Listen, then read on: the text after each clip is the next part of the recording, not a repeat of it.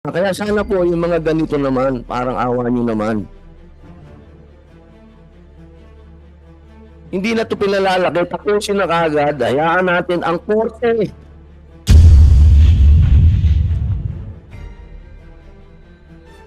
Hindi ito korte kasi eh. Kapagka merong pinatawag dito sa Senado at hindi dadating, pinalalaki niyo.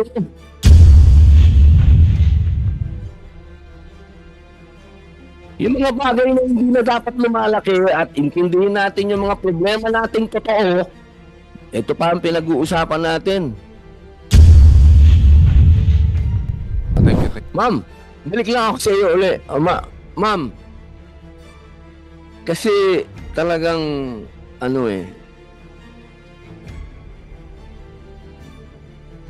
kung hindi natin to, isang bagay ito na dapat wag natin to isang tabi.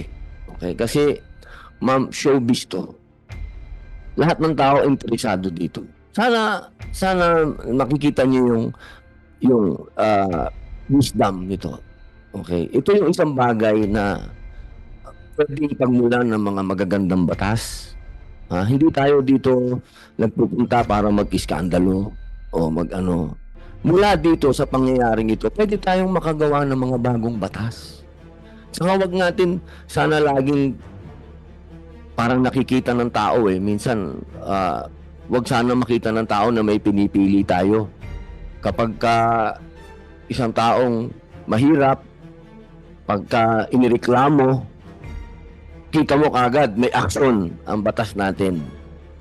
Sana po, wag sanang magkaroon ng ganun na implikasyon na ganun tayo. Kasi ma'am, ang taong bayan sensitive eh sa mga ganitong issue. Meron dyan matanda na kumuha lang ng bunga ng mangga, kinulong. Hindi naman NBI yun. Pero kinukwento ko lang sa iyo na yan ang nagmamarka sa ating mga tao. Na pagka mahirap na tao ang inreklamo, ang bilis. Pero pag ito na masasabi nating ugnay ng malaking network, may trabaho, sinasabi nating mahusay, parang ang kailangan natin, due process tayo. Tama, may due process. Dapat, konstitusyon yan eh. Di ba? Batas yan eh. Pero ma'am, hindi akusado ito. Hindi ito suspect. Masama ba imbitahin? Imbitahin, pwede mo ba kayo imbitahin, puntahan mo ikaw na mismo magdala sa kanya ng imbitasyon mo. Ma'am, pumunta ka dito. Puntahan nyo na. Parang awa nyo naman. Pinuntahan nyo na ba? With due respect, O Your Honor, na-serve na po namin yung subpoena, kaya inaimbitahan na po namin sila. Dumating na po ba? Hindi pa po, kasi mayroon nun yan schedule na... Kailan po sila naka-schedule? Sa August 9 po. Kailan po mandalin dito? Sino po? Yun po, pagdala sa kanila, nasa sa kanila na po yun. Hindi, di ba? Inimbitahan nyo. Opo. Inimbitahan nyo, di ba? Pwede nyo bang imbitahan din dito? I don't think it's within our power na imbitahan po sila sa Senado. Yun ang sinasabi ko. Yun ang sinasabi ko eh. Opo. Yun ang sinasabi ko, ma'am eh. Kailangan magtulungan tayo dito. Kasi kung dito pa lang, sinasabi mo na sa akin na hindi ko sila pwedeng kausap. Iba yung kausapin mo ng as NBI ka, as kausapin mo as tao tayo. Mga Pilipino tayo, halika dito. Harapin mo na to, tapusin natin ngayon. Kung nandito sila, di-adjourn na to. Naintindihan nyo ba ako? Adjourn na to, hindi na to issue. Iba na yung pag-usapan natin. Pagtulungan natin to, ma'am, huwag tayong para sa akin, please, tapusin na natin to. Hindi ito isang bagay na harangin mo yung sasabihin ko. Pwede naman, yes sir, tutulungan namin kayo sa abot ng aming makapangyarihan na wala kaming nilalabag na batas. Hindi sabihin nyo, merong nagrereklamo dito ng sexual harassment. Isang bata ng sexual harassment. Wala tayong sinasabing akusado dito. May inireklamo. Masama bang sabihin ng NBI na opo, tutulungan namin kayong makausap ninyo yung inireklamo. Hindi yung kasama pa kayo sa paghahanap namin na makausap namin yung tao. Isipin nyo, nakarating na tayo sa subpina ng Senado. Ma'am, mahirap bang sabihin yun, attorney, na in your own little way, as a private citizen, pwede mo sa akin sabihin sa akin, na as Robin Padilla, as a private citizen, di mo pwede sabihin sa akin na makausap natin itong mga taong to? Hindi pwede. At kakausapin po natin tong mga taong to. Pero nag-iingat din po kami na lahat ng aming magiging aksyon laban dito sa mga taong Action ng NBI. maging Action mo, ma'am. Kasi Ikaw ang kinakausap ko, attorney. hente ng NBI na ang aking mga gagawin ay base sa investigasyon na pinuprotektahan ko rin po na ang aming mga aksyon ay maaari naming magamit na sapat na ebidensya. Kaya nag-iingat po kami. Ma'am, attorney ka, di ba? Opo. Pagka sinabi mo ba sa akin, tutulungan mo ako, ikaw ay lumalabag sa batas? Tutulungan ko po kayo. Siyempre po. Tapos, ma'am, maraming salamat. Ang haba ma'am, ng pinosisyon. Ang haba. Sasabihin, tutulungan mo ba ako? Mahanap natin ng katotohanan dito. At yung tatapunan Masyado kasing attorney kagad, ma'am. Ang dating, ganun eh. Ma'am, kailangan tayo magtulungan. Magtulungan naman natin ng bansa umabante. Huwag naman tayo puro ganun, ma'am, ha? Thank you, ma'am. Thank you po. Kung narinig mo na, pare, tutulungan tayo ng NBI na para ma-imbita at marap dito yung dalawa.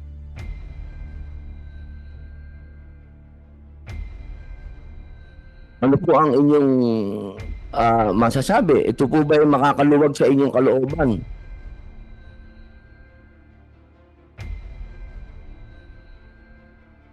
May malaking bagay po yun.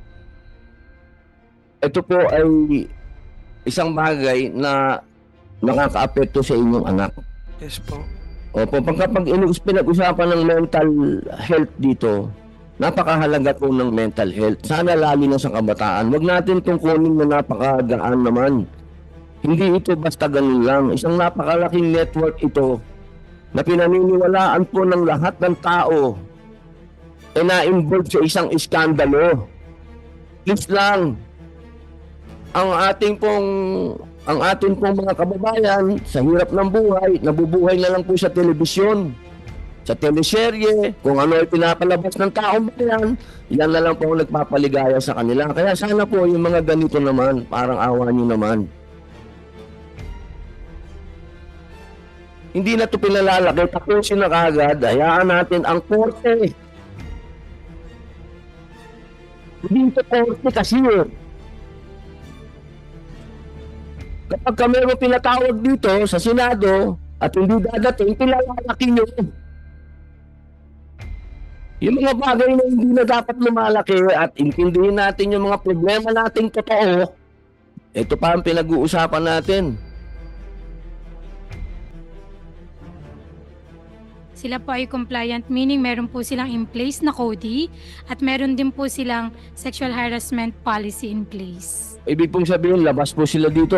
Pumapayag ka ba, sir? Senator Nino Mulak, na labas na ang GMA? Never against po kayo. We're against GMA. Oh, so, kung magkukomplain po kayo, hindi niyo isasama ang GMA. It's against the two. Those two So, perpetrators. ang kasang ipinatong nyo, kasama po ba ang GMA? Hindi po. Hindi po. So, labas po ang GMA. Sa inyo po, as bilang complainant. So far, attorney, Attorney Sarina, para mabilis tayo, huwag natin patanggalin to, please. Huwag natin itong gawing sensation. No? I understand Sensationalize to eh. from Nino that this is, it will be a case directly against the two perpetrators for now. And that's what we are doing, Your Honor. I hope you understand we cannot share anything more because we are preparing our complaint. And Yes. Pero sa complaint yung pinag-prepare, hindi naman kasama GMA, di ba? But right now, Your Honor, we are focused on the two. The two. Yeah. Okay, malinaw naman ang GMA na hindi nila regular employee ito, di ba? Sir, malinaw sila. Hindi sila regular employee, pero nagsasagawa sila ng investigasyon. Opo, tama. Tama po ba? That's what Ms. Annette said. Opo, papayag po ba kayo na para matapos Sobrang appreciate ko po yung hinarap niya ni Miss Annette sa akin yung dalawa na nag-apologize sa akin for what happened. Ay. Yun So, po. okay na po tayo. Para matapos po tayo ng maaga dito sa hearing natin na to, pumapayag po kayo na ilabas na natin ang GMA. Sa hearing na to, hindi po sa kasuhan ha, sa hearing na to, hindi po hindi po ito korte. Sa pagdinig na to, pumapayag po ba kayo na ang GMA ay ilabas na natin dito sa usapan mo? With all due respect, Your Honor, I think my Sandra's father is not in the position to answer that because I understand the name of this the objective of this committee. Title, yes. Policy. Malinaw naman na yung policy, di ba? Malinaw na yung policy. So it, Well, establish na natin na malinaw ang policy ng Channel 7. Di ba? so it, Meron nga silang, sabi nga ng doon, meron silang sexual harassment, meron din naman silang ginagawang hakbang. so it will be up to you, Your Honor. It will not be. Ayoko lang, wala. Baka sabihin niya, pagkatapos kasi ng hearing, hindi kami tinanong. Tinanong ko kayo. Sa akin, basta sila. We submit to your discretion, Your Honor. This is your committee. Okay, salamat po. Salamat po. Pare, okay ka? Opo, ma'am. Ito kayo. Hindi na po kayo kasama sa pagdinig na to. Maraming salamat po sa inyong pagpunta rito, sa pagbigay po ng inyong statement. Aantayin po ng komite yung pong inyong gagawing investigasyon. At doon po kami magbabase. Opo, maraming salamat po. Maraming salamat po. Pwede na po kayong suspend po natin one para makaano po yung GMA.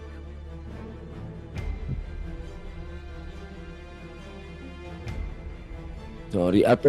Maria Cherry Cruz. Atty. May parang po ako sa inyo para mabilis din po, para marinig na po kayo. Ayaw natin patagalin to, please. Apo, ang tanong ko lang po, kung saan po nagkaroon ng sexual harassment complaint si Gretchen Pulido, paano po na-handle po ito ng ABS-CBN? Good afternoon, Mr. Chair. Once we received the complaint from Ms. Pulido, we immediately convened the CODI and conducted the investigation and rendered a decision based on the evidence revealed during the investigation. Wala na po tapos na. Insofar as ABS is concerned, Your Honor, wala na. Sa ABS po, kayo po, nagsagawa po kayo ng sariling Yes, we did. investigasyon. We did. Opo, katulad po sinabi po ng Dole, naayos niyo na po ito. It's completed. This has been, Opo, dumaan na po sa proseso, lahat. yes, Your Honor. Opo, Miss Maffel, ang po doon sa kanto na yun, wala na po yun, tapos na. Mr. Chair, I don't have the data with me right now tungkol po sa ABS-CBN na case. But if you will allow, we will submit to your honorable office. Opo. Bukod sa pag-aaral po ninyo yun, sana po pagka sinadmit po ninyo yung resulta ng investigasyon na yun, sana po bigyan din niyo po kami ng idea kung ano po yung pwede nating gawing batas patungkol dito. Kasi parang ulit-ulit na mayroong sexual harassment, may gano'n. Ano po ba? Ano po ba ang kulang pa sa batas? Kailangan po ba meron pang special to pagdating sa showbiz? Yung gano'n pa ba? Sinabi naman ni Senator Ramon Revilla, lahat naman nangyayari ito sa lahat ng workplace and everywhere. So, paano po ba? Kasi pagdating sa showbiz, masyadong ang laki-laki. Sobrang laki. Opo, so, ma'am, pwede po ba kaming mabigyan ng suggestion ninyo kung paano natin ito ma-handle sa, na makapag-linang po tayo ng batas patungkol dito? Yes po, Senator. We will submit the update, the status, and together with the recommendation po. Maraming salamat po. Ma'am, tulungan po kami. Kuntal, sabihin ka naman ng tatang yan. Hindi na rin po kayong umalis. Ma'am, tulungan niyo lang po kami. Kasi hindi na rin po pwedeng ganitang paulit-ulit sa industriya natin. Po, hindi naman po ako nagmamalinis sa inyo, Ako ay taga-sabi din. Alam ko din ang nangyayari sa buong industry natin. Ang iwasan lang natin po sana, yung talagang may mga bagay kasi na tayo lang ang nakakaintindi. At tayo lang ang makakapaglinang ng batas. na makakatulong talaga sa industriya natin.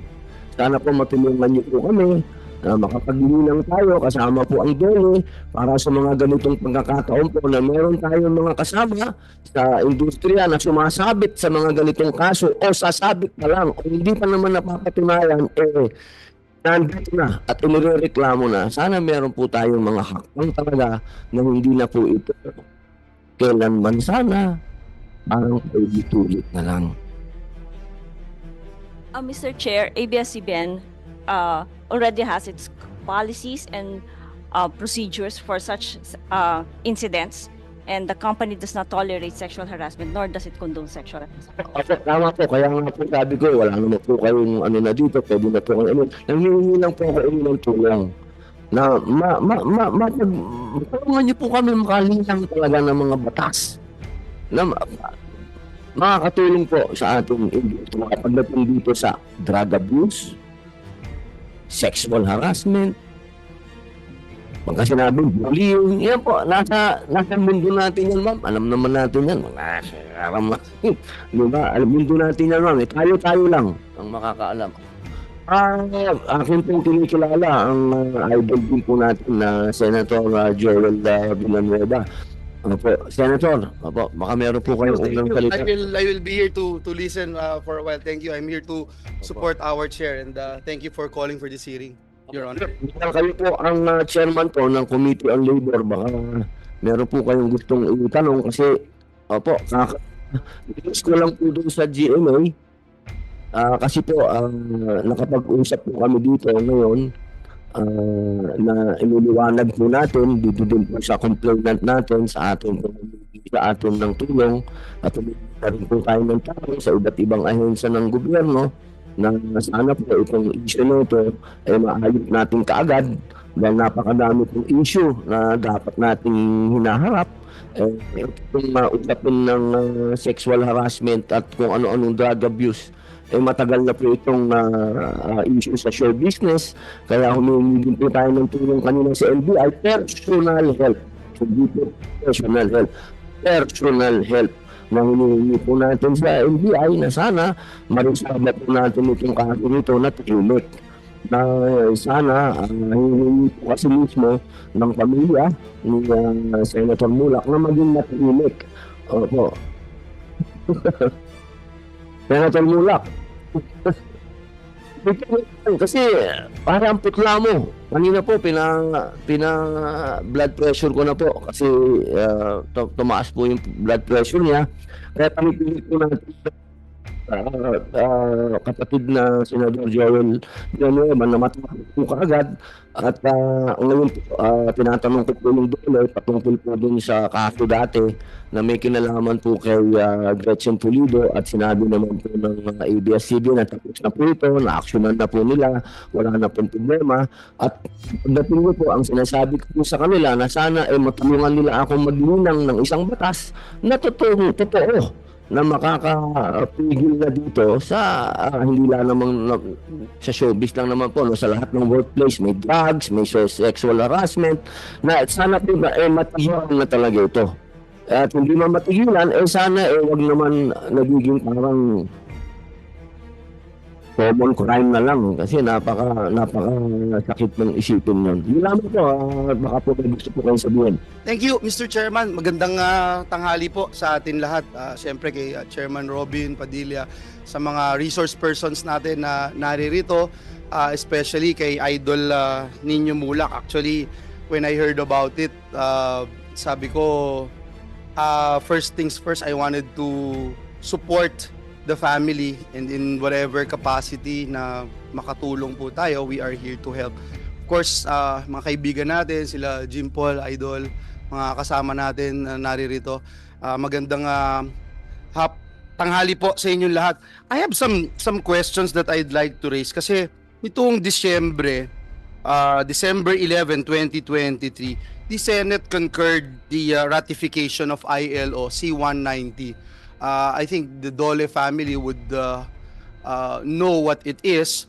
Tayo po dito sa Senado talagang nangampanya tayo, nasang ayunan ng buong institusyon ng Senado itong convention concerning the elimination of violence and harassment in the world of work.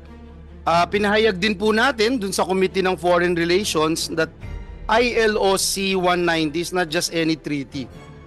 It's not just any treaty. It signifies the commitment of our beloved country, the Philippines, to enact tangible measures. May commitment tayo to enact tangible measures for the welfare and protection of our workers. So, yung unang tanong ko siguro sa DOLE, may mga hakbang na po ba tayong nagawa since the ratification of this ILO C-190? Yung konkretong paraan para ma-implementa ito. At siguro we wanted to hear yung mga strategies na masigurong epektibo nating mapigilan yung pang-aabuso at harassment sa empleyo. Alam niyo po, tama yung sinabi ni Chairman Robin Padilla kasi hindi lang po ito sa mundo ng show business nangyayari. Alam niyo ho, ako'y isang basketball player, high school to college. Muntikan na akong mag-magna sa UST, hindi magna cum laude, magna 9 years. Kasi 8 years player ako ng basketball. At mismo sa larangan ng basketball community, even up to now, tanungin niyo po, may mga ganyan na situation. And unfortunately, hindi lang nakapagsusumbong o hindi lang nagkakaroon ng lakas loob kagaya ng nakita. And that's why we salute ang Mulak family and we wanted to put on record that we will be with them every step of the way. In fact, I am also saddened that the two alleged perpetrators are not around, pero I think sinabpina na po, Mr. Chairman, at natutuwa po tayo doon dahil marami po tayong katanungan sa kanila dahil alam niyo ho, itong ganitong uri ng ginawa o itong activity na nangyaring ito, wala hong puwang ito sa isang sane society. And that's why we abhor and in the highest form of condemnation, ginagawa ho natin yun. No? At wala tayong pinipili, kasarian, relihiyon o kung ano man. Alam natin lahat na mali ito at hindi dapat tularan. So that's the main reason why we are here today. One is to make sure na may justice, may hustisya. Hindi ho po pwedeng nakakalusot yung mga ganitong uri ng gawain. Hindi ho po pwede. Hindi lang ako makapagsalita ng mas masama pang salita pero gustong-gusto ko na po sabihin. No? Pero hindi talaga dapat ito nangyayari. At kung hindi ka nagngangalit o hindi ka gagawa ng paraan para makamit yung hustisya dito, wala kang kwentang Pilipino, wala kang kwentang tao. Kaya po, yun yung unang gusto kong sabihin. Pangalawa, we wanted to make sure na ready ang pamahalaan para sa mga ganitong sitwasyon. Para hindi na maulit. Hindi na maulit at maprotektahan din natin yung dapat nating maprotektahan. Lumabas yung mga pupwede pang lumabas para magsumbong sila at makita rin nila na may nangyayari sa pamahalaan, meron tayong ginagawa, meron tayong magagawa. Kasi may kulang pa ba sa batas? May kailangan ba bang batas na kailangang ipasa? We're ready to do that. But if it is about implementation, then we have to pound and exercise our power, oversight powers here in the Senate to make sure that our government system works. So muli, yung katanungan ko po sa Dole family kasi titignan nyo yung datos, no? I can go on and on. You have 421 cases sa PNP ng sexual harassment. You have 22.8% ng civil service showing na sa buong mundo, kasama ang Pilipinas, nakaka-experience ng violence and harassment at work. In fact, baka mas mataas pa sa Pilipinas. So, yun po yung gusto nating malaman.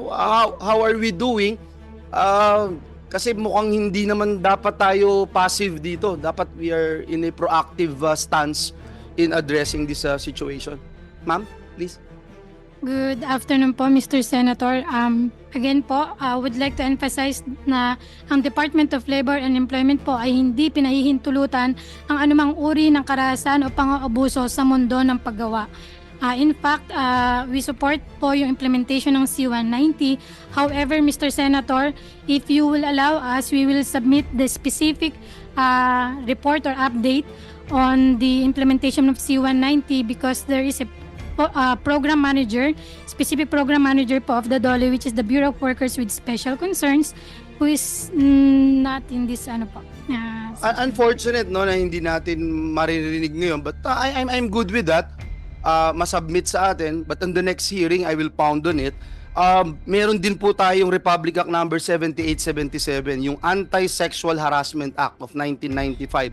Nakasaad po doon na dapat magkaroon ng Committee on Decorum and Investigation of Cases on Sexual Harassment. Kasama ho doon sa parte ng batas na ating ipinapatupad.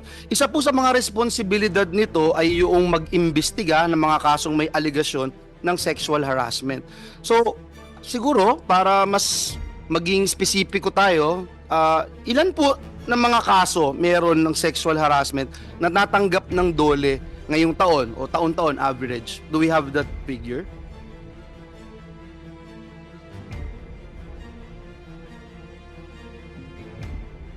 Yes po. Yes po, Mr. Chair. It's a request for assistance po under the NCMB. For this year po, we've received a total of 1,459 cases. 1,459 cases. That's Mr. Chairman, yung pa yung mga nagsusumbong.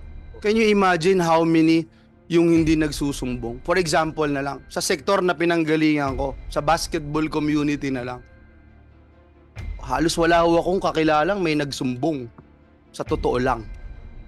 Hindi ko ho alam sa showbiz industry, Mr. Chairman. No, ano? Basta- Sorry. So, may idol. Mabanggit mo yung sa showbiz. Alam niyo po, minsan kasi katulad po ng sinabi kanina ni Ginoong Ninimulak. Sabi nga po niya na mainam na gusto nila magtahimik eh. Opo, kasi sa totoo po yung sinabi nyo, marami po talagang bilang na tahimik lang. Tama po yun. And that's why we have to be more proactive. Ngayon, dun po sa sinasabi natin kanina, parte ng Republic Act number 7877, meron pong tinatawag na Committee on Decorum. Ito po ba ay naa-assess? Ito po ba ay natitignan mabuti? Ang DOLE ay merong mga inspectors, tinatawag na labor inspection program.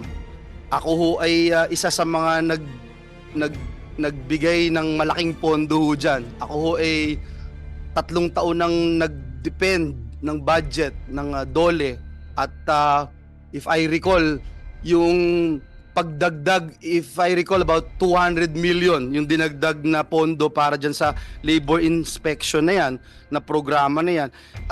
For example, Your Honor, ilan po sa mga kumpanyang walang ang na-check nyo na ng DOLE na walang ganitong polisiya? At kung wala, ano yung ginagawa natin? How do we help them, number one, to establish this Committee on Decorum and Investigation of Cases on Sexual Harassment. Number 2, how we can make sure that their system actually works. Sige po. Thank you po, Mr. Senator, and we recognize po all the help of your honorable office in providing us the additional budget and the additional manpower for our office.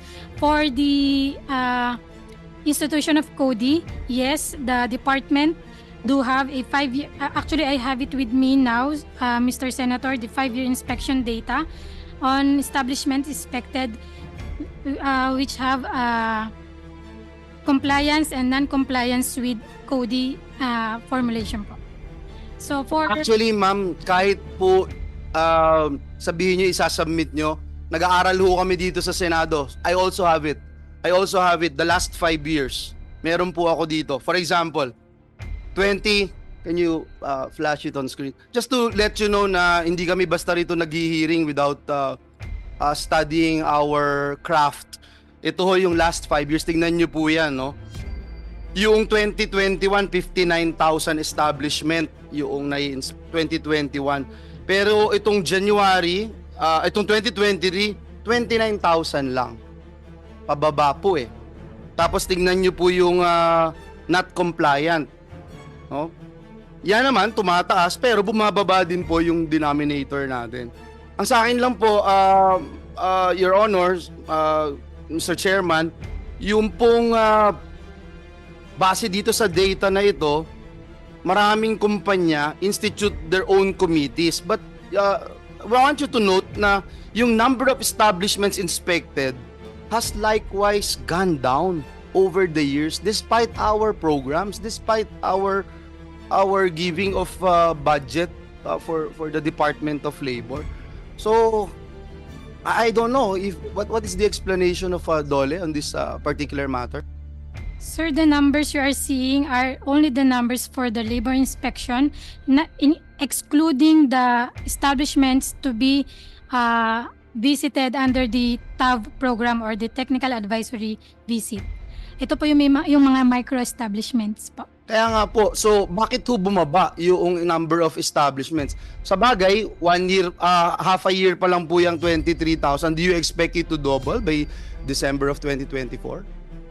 Yes, sir. Yes po, Mr. Senator. Continuous po ang pag-inspect and pag-visit po natin both sa micro and medium and large establishments po.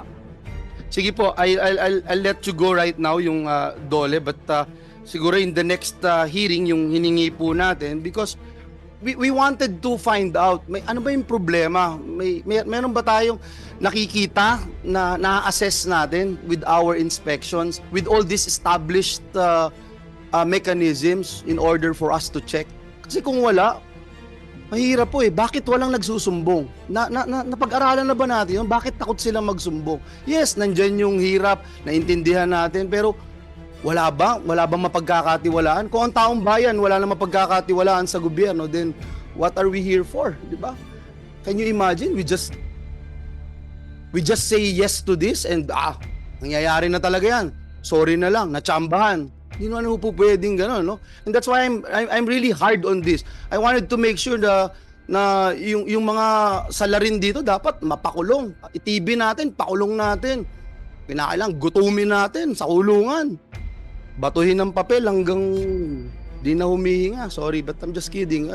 Sa akin lang parang importante yun eh. Importante pakita natin sa bayan na yung mali hindi natin tinotolerate. So I'll go to to the NBI. Gusto ko pong tanungin lang para lang maliwanag sa taong bayan, sa mga perpetrators, sa mga nag-iisip na pwede nilang gawin yung ganitong karumal-dumal at nakakadiring gawain.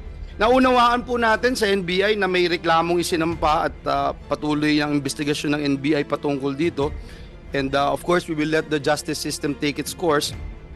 But sa kabilang dako naman po, yung kaparehong reklamo na tatanggap ng NBI, pwede po ba natin malaban ano po yung mga posibleng nilabag na batas ng mga napatunayang nangharas ng mga kasamaan ng mga kasamahan ng isang biktima sa katrabaho niya na may kasamang aligasyon ng paggamit ng ipinagbabawal na droga, mga karampatang parusa nito para lang i-convey natin sa mga nanunood sa taong bayan na ito ay may kaparusahan na hindi ito light offense. Eka nga.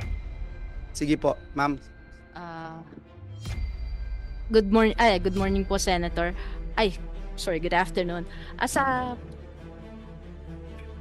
Pagka ganito po na sa trabaho po nagaganap ang harassment, pwede po natin to kasuhan ng sexual harassment na nasa batas natin. Pwede rin po na kung may nagkaroon ng shall I say penetration o ano man, pwede natin sa rape under the revised penal code. O pwede, pero sa ngayon po kasi ang batas natin sa rape ay very limited po sa pagdating sa ang perpetrator ay lalaki at ang biktima ay babae. So doon po nakalimit ang ating rape law sa ngayon. Pwede rin naman po kung hindi siya papasok sa rape dahil nga po sa kasalukuyang definition ng ating rape, pwede siya sa acts of lasciviousness po papasok. Opo. In that case, for example, no, sa under sexual harassment, meron po ito na 6 months imprisonment, may fine, at pwede rin yung magkaroon ng separate and independent action for damages, no, sa biktima. In fact, the employer or head of office may also be liable for damages from acts of sexual harassment committed. Dun po sa Section 5 ng Comprehensive Dangerous Drugs, may penalty of life imprisonment, no, of death and fine ranging from 500,000 to 10 million pesos. Yan po yung sa Comprehensive Dangerous Drugs. Kasi pag napatunayan din po na liable po sila dyan, hindi ho ba? Am I correct? Kapag meron hong drugs involved, po pwede rin po na makasuhan under the Dangerous Drugs Act. Pero syempre kailangan po natin ng ebidensya para Yes, dito po. yes. And I'm just saying because this is based on what I have been hearing, and for me it appears na may involvement.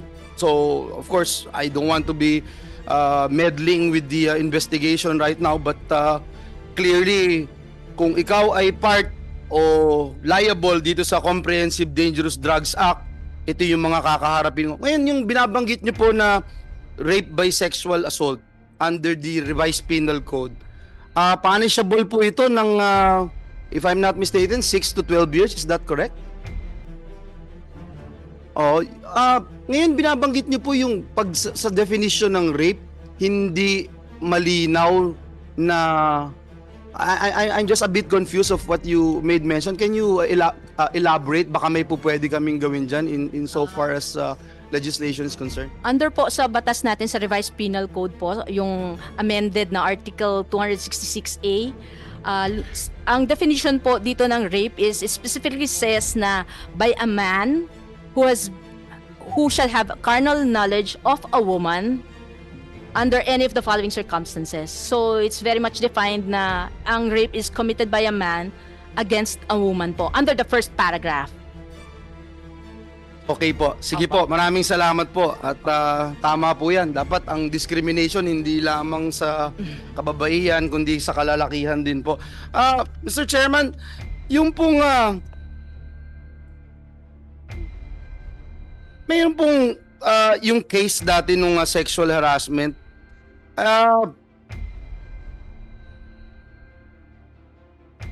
I'm sorry, Mr. Chairman.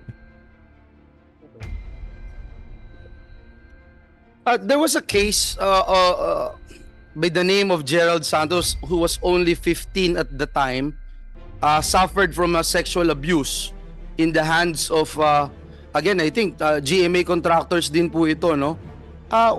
Why are these abuses still happening, Your Honors?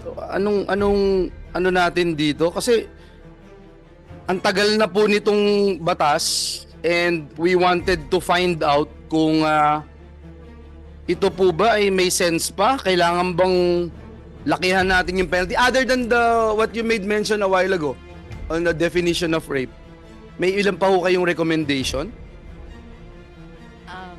Base po sa aming experience din po sa mga natatanggap naming reklamo, under paragraph 2 dun sa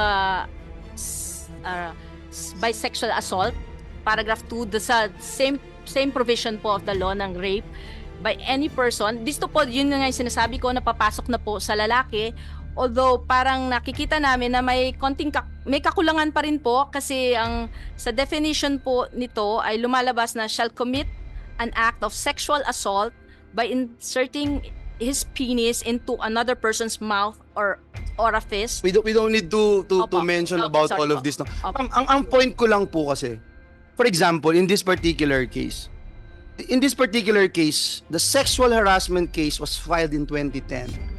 2010 po, Your Honor, Ginoong Chairman. 2010, 2024 na po ngayon. Kung ako po ay mahina-hina, kung ako po ay hindi kasing lakas loob ng ating kaibigan na Ninyo Mulak, bakit pa ako magpa-file?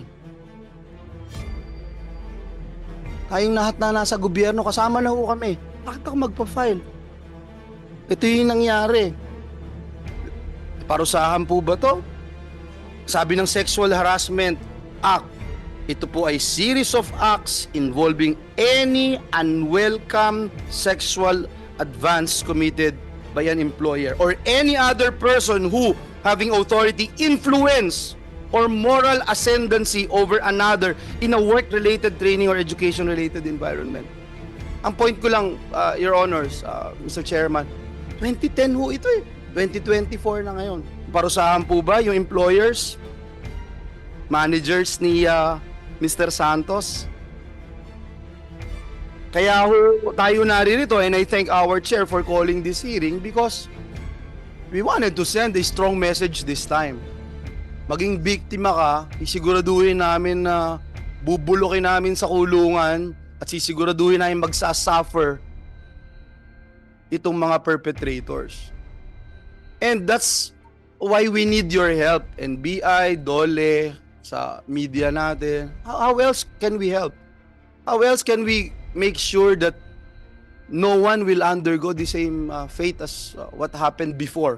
Huwag na nating anuhin nyo ngayon. Nandito na lang, si Gerald Santos na lang, who filed the case 2010. Mr. Chairman, siguro yung hihingin ko na lang po to end list of documents, no, yung sa DOLE, yung related cases of sexual harassment filed with NLRC, NCMB, how much award of damages to victims ang nakuha. Baka kailangan natin bisitahin yon. And then DOLE actions taken on companies with no or ineffective policies on anti-sexual harassment, no CODIs. Tapos sa NBI, hingi lang po tayo ng data on sexual harassment cases that reach courts. Bakit yung iba hindi nakaka-reach ng court? Ano yung naging problema para ma-check natin? Criminal charges filed, award of damages, statistics on victims. Yun po. And at the same time, your recommendation to this committee kung how we can further help and clearly point out in crafting of laws, ano man lang po. And that goes to all our resource persons. Maraming salamat, Mr. Chairman, for this opportunity. Thank you to all of you. Salamat po. Maraming salamat po, Idol Senator Joel Villanueva.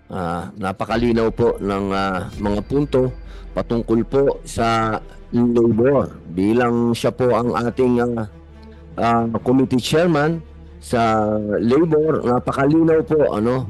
At dito po natin siguro din ma'am, sa atin pong mga nasa ahensya ng gobyerno, kami po lahat ay humihingi na po ng tulong po sa inyo. Kumakatok na po kami sa mga puso po ninyo na tulungan niyo po kaming luminang pa ng mga batas kasi nakita naman po nung laglabas na ng mga figures at data yung ating mahal na senador. Nakita naman po natin na hindi na po talaga biro itong kaso na ito. Na dapat po talaga natin itong harapin. Pero bago ko pong kausapin pa uli, magtanong naman po sa PNP, i-release ko lang po, Senator Joel, ang mga ibang CBN. Maraming salamat po sa inyong pagdalo, sa aming pagdinig. Maraming lang po namin yung mga papeles po na patungkol po doon kanina. Pinag-usapan po natin kay Gretchen Pulido. Yun lamang po. Maraming salamat po, ma'am. Sir, mabuhay po kayo. Opo. Thank you po. May tanong lang po ako sa PNP. Saan po ba ang PNP natin? Sir? Ayun, sir. Sir, Captain Padernal. Sir, Nino Padernal. Sir, kanina po, magiging... Kasi ako po nag-aral din po ng criminology sa ating rules. Ano po ba? Pagka sa inyo baka na iba na kasi, hindi ko alam. Pero pag sa inyo nagreklamo, ano po ang action ng PNP? Halimbawa, sa inyo po dumulog na ganito ang sitwasyon, ano po ang hakbang po ng PNP? Yes, Your Honor. Good afternoon po. First of all, sir, the PNP assures that all reported crimes will be investigated, and if evidence warrant, we will refer it to the prosecutor's office for possible filing of appropriate criminal charges. Ano po ang pwedeng unang gawin? Halimbawa, katulad po noon na may nagreklamo. Ba yun, pupunta na kayo dun sa lugar. Ano po ba ang Ano po ang dapat na unang gawin? Pag nagpunta po yung complainant po sa police station, i-interview po yung complainant. Kung siya po ay minor, nire-refer po namin siya sa Women and Children section po. And then po kung Kung ang krimen po ay immediately nangyari po, kakapangyari lang po, we will conduct a follow-up operation for the arrest of the perpetrator po. Ngayon po, kung lumipas na po siya ng ilang araw, we will file the complaint and refer it to the prosecutor's office po. Then the prosecutor's office po will file an information po for the... Po, katulad po nun, ilang araw, 10 araw, paano po yun? It's already lapsed na po yung sa reglementary period po ng crime. So, ang mangyayari po is magiging regular filing na po siya.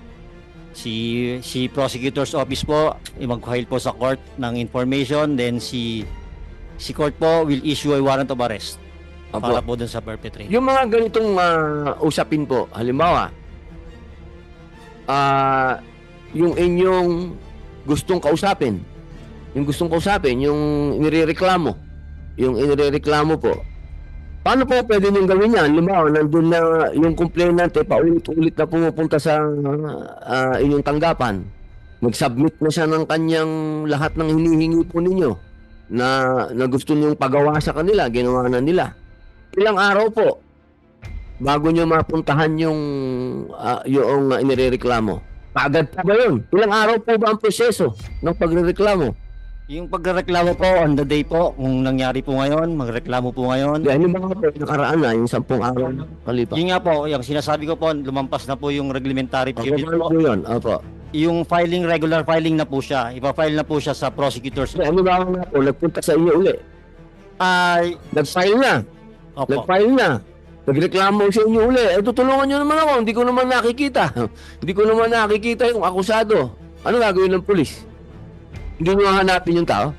Kasi naka-refer na po siya sa prosecutor's office. So kahit naka-refer na sa, ibig nyo Apo. sabihin, pag naka-refer na sa piskal, Opo.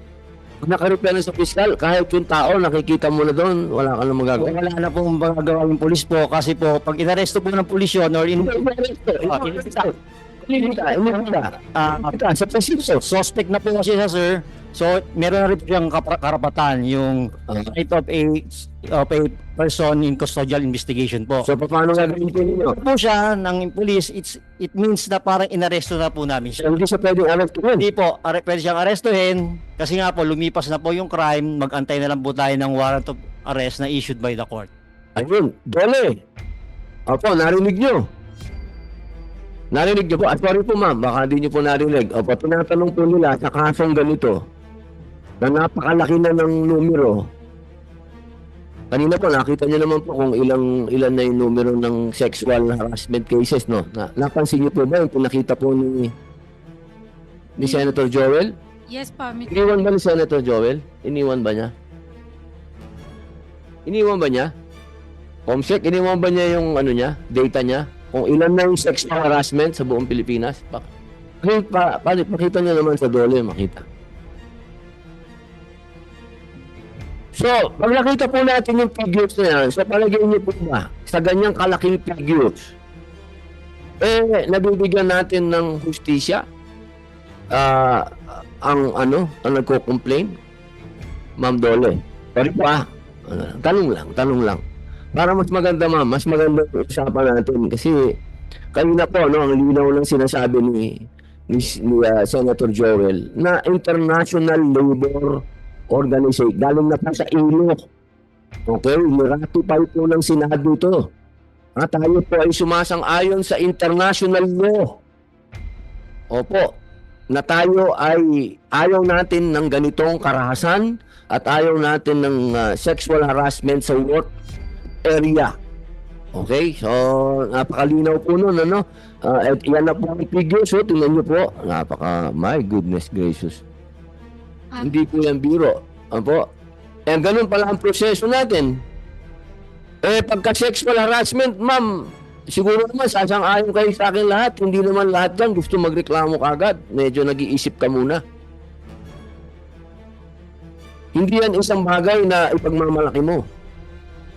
So, ang sinasabi ng batas, kailangan nakapaloob ka sa 10 araw. Ilang araw? Ilang oras? PNP, NBI, ilang oras o? Ilang araw pa bago kayo umaksyon na pwede? Depende po sa crime na na-commit. May 12 hours po. 8 hours. Sexual harassment po. Ayan po, rape. Ganyan. Ano po? Yung rape po is Ang reklamo. 36 hours po. Ito na yan. Pero ang reklamo, rape. It's Ilang oras? 36 hours po. Pwede 36 natin- hours. So yung, ano po, yung... Oh, sa Perpetrator. natin na Ma'am Belle, 36 hours daw. Sa palagay niyo po ba, sapat ang oras na yun para sa isang taong nalabag ang kanyang karapatan sa usapin ng sexual? Na merong mental health, magkakaroon ng mental health, effect sa kanya? Sapat po ba yung 36 hours sa palagay po ninyo? Ano lang po yan, ha? Ano lang po nyo? Kasi, syempre, iba yung normal krimen sa merong kang hindi mo yan madaling ikwento. Yung bagay na yan. Opo. Ano lang po ito? Hindi po ito official statement. Ano lang po ito? Personal po ninyo. Sa palagay po ninyo, sapat ba yung 36 hours? Para makalinang, moving forward po tayo para makapaglinang tayo ng batas, maamendahan natin kung ano yung gusto nating amendahan na maglagay tayo pagdating dito sa usapin ng ganito na may kinalaman sa rape o sexual harassment na alam natin na hindi naman ito pinagmamalaki. Hindi ito isang bagay na gusto mong ipangmalaki ito. Gusto mo ito itago. So, sapat ba yung 36 hours para umaksyon ang ating law enforcement at sabihin sa harapan ng senador na hindi namin magagawa dahil kailangan kaming sumunod sa sinasabi ng batas? Ito po ba sa palagay nyo okay po ba ito? Inyong personal na pagbibigay ng proteksyon sa ating mga manggagawa? Mr. Senator, this is not an official statement from DOLE. This is just an opinion, my personal opinion po. Yung 36 hours po ay kaya na pong aksyonan ng Mr. Senator, with regard to the numbers flashed on the screen, that is not a data po on sexual harassment. That is a data on 5-year inspection data po, showing the compliance rate of establishments with CODI. With CODI po. CODI, Committee on Decorum and Investigation. Ganyan na nga kadami. Ano po ito, sir? Compliance rate po. Opo, compliance rate ng mga nag-imbestiga, sabi mo. Hindi po. Ng establishment po na nagko-comply kung meron sa Nagko-comply. CODI. Opo, ilan ang nagreklamo? Ah, May sinabi kanina si Joel Ilan? Asan yung data na yon? So halos lahat nagko-comply na. ABS, Yes. government. Maraming salamat, di ba? Yung mga ibang establishment nagko-comply. Ilan yung reklamo? Kanina, merong figures kanina 1,000 plus ba? 1,000 plus ang figures ni Senator John. Di pwede magkamali yun dahil tito mo may mamang yun. Talagang, yun, ma'am, partner nyo na yun sa labor pero sabi nyo, sapat na yung 36 hours, kakasabi lang nyo ngayon, di ba? Pero ngayon, humihingi ang nagko-complain, sila nagsasabi na mismong galing sa kanila, dapat ang una natin dito, siyempre, no? Ang sinasabi ng nagko-complain, kayo mismo, sinabi mismo ng NBI na hindi pa handa.